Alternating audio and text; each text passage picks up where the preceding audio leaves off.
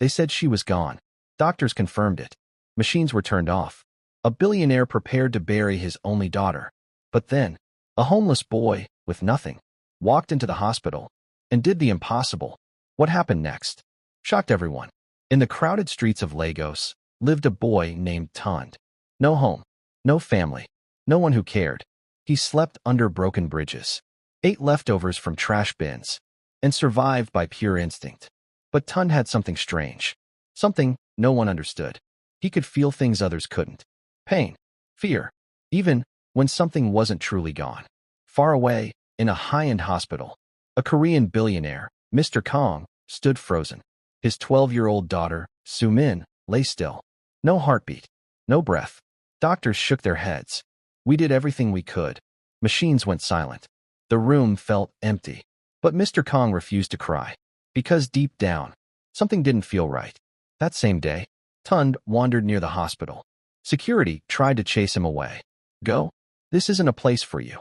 But then, Tunde stopped. His body froze. His eyes locked onto the building. Someone is calling me. He ran inside. Chaos followed. Guards shouting. Nurses panicking. But Tunde didn't stop. He ran straight to Sumin's room. Tunde burst in. Doctors were stunned. Get him out. But Tunde screamed. She's not dead. Silence. Everyone froze. Mr. Kong stepped forward. What did you say? Tunde pointed at Sumin. She's trapped, but she's still there. No one believed him. But something in his voice made them hesitate.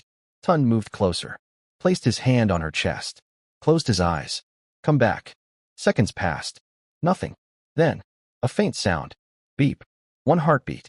Then another. Machines came back to life. Doctors rushed forward in shock. This is impossible. Sumin was breathing again. Doctors ran tests immediately. What they found stunned them. Sumin wasn't truly dead. She was in a rare condition, a state so deep it mimicked death. But somehow, Tunde knew. Not with science, but with something deeper. Mr. Kong searched for Tunde, but the boy was gone. Back to the streets. Invisible again.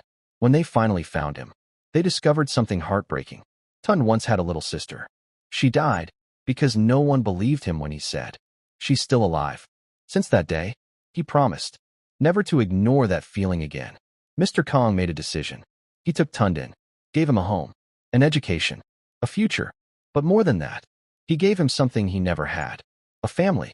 Years later, Tunde became something incredible. Not just a doctor, but a man who saved lives others had given up on. Sometimes, the world listens to titles. Doctors, billionaires, experts. But this time, it took a homeless boy to prove them all wrong.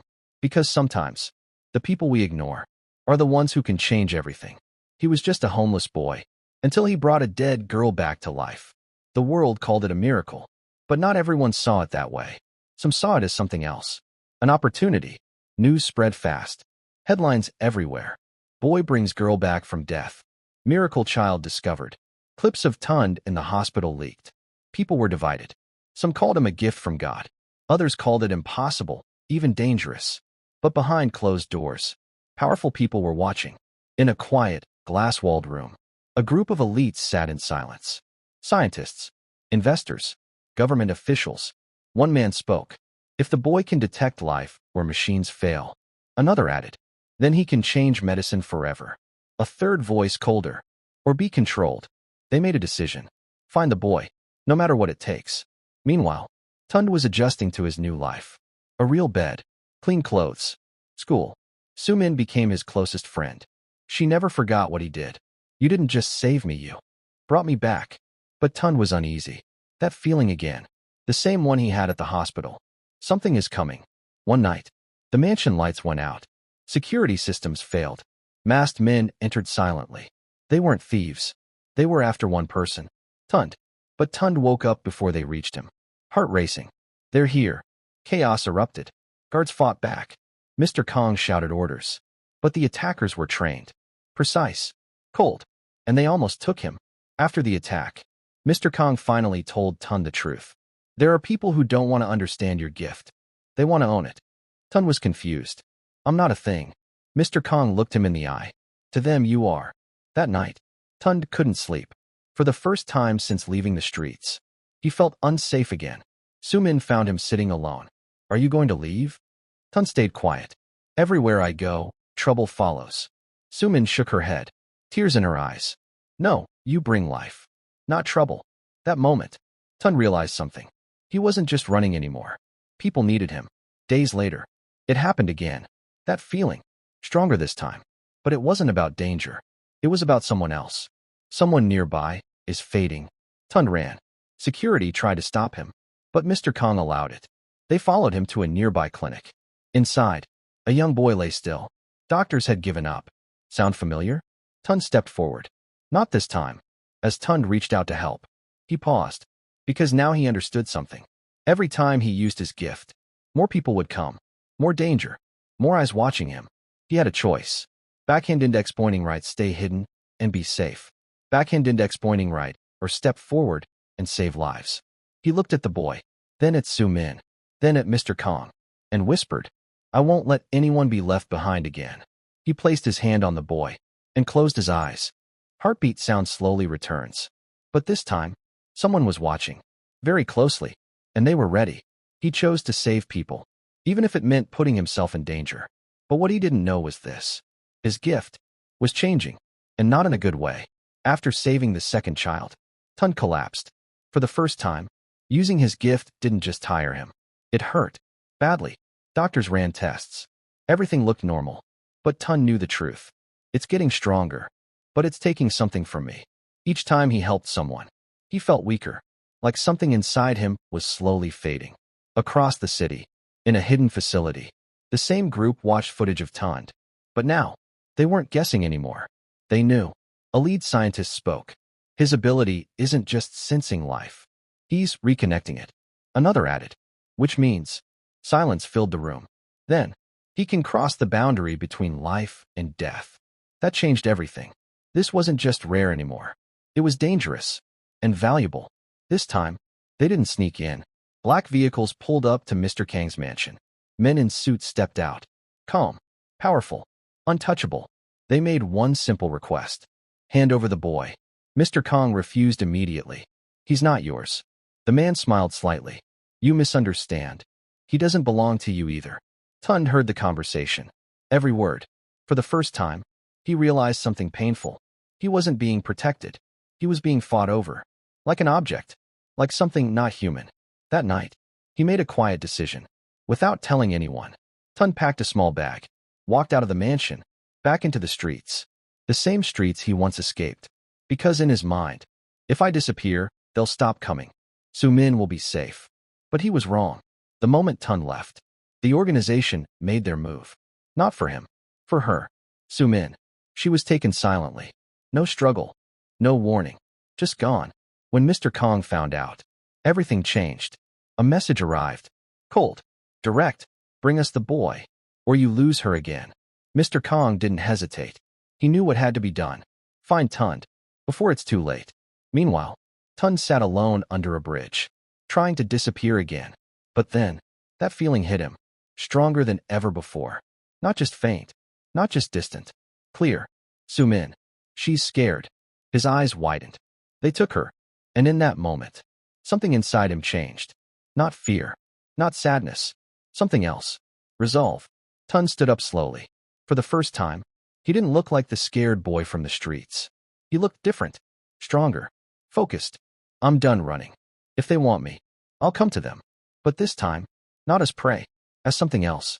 Something they didn't expect. Because what they didn't know was this. The more Tunde used his gift, the closer he got to something no human should ever touch. He walked into their trap, knowing he might never come back. Not as a victim, but as the only one who could end it. Tunde didn't hide. He didn't run. He walked straight to them. The facility stood cold and silent. Guards surrounded him instantly, weapons raised. But Tunde didn't resist. Take me to her. For the first time, they listened. Inside the facility, Tunde saw something that froze him. Rows of rooms, machines, people lying still. Not dead, not alive, trapped, just like Sumin had been. A scientist stepped forward. You see it now. You're not the only one. They had been studying this state for years, trying to control it, trying to recreate what Tunde could do naturally. But they failed, because they were missing one thing.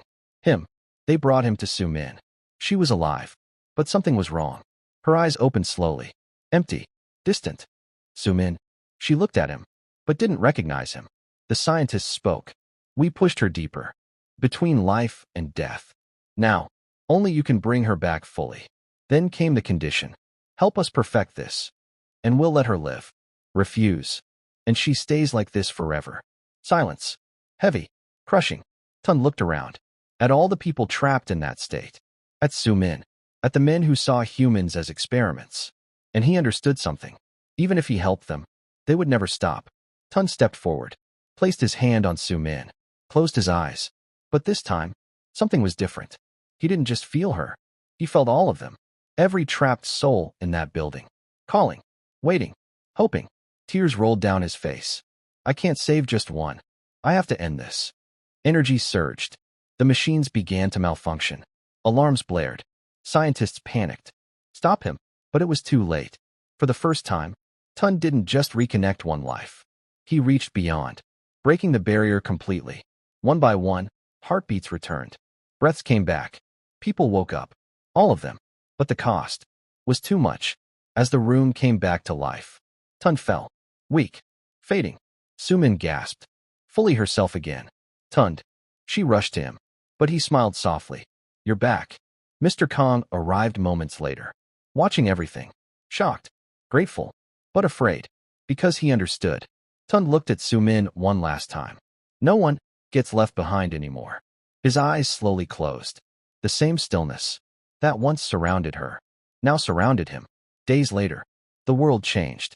The facility was exposed. The organization destroyed. People once declared lost were alive again. But one name echoed everywhere. Tund, the boy with no home, who saved everyone. Sumin stood beside Mr. Kong, holding something close. A small, worn bracelet. The only thing Tund ever had. He didn't just save. Heartbeats returned. Breaths came back. People woke up. All of them. But the cost was too much. As the room came back to life, Tund fell. Weak. Fading. Sumin gasped. Fully herself again. Tund. She rushed to him. But he smiled softly. You're back. Mr. Kong arrived moments later. Watching everything. Shocked. Grateful. But afraid. Because he understood. Tund looked at Sumin one last time. No one gets left behind anymore. His eyes slowly closed. The same stillness that once surrounded her now surrounded him. Days later, the world changed. The facility was exposed. The organization destroyed. People once declared lost were alive again. But one name echoed everywhere. Tund, the boy with no home, who saved everyone. Sumin stood beside Mr. Kong, holding something close. A small, worn bracelet. The only thing Tund ever had. He didn't just save me. He saved all of us. As Sumin sat quietly one evening, she suddenly froze. That feeling, the same one Tund used to describe. Her eyes widened slightly. Tund,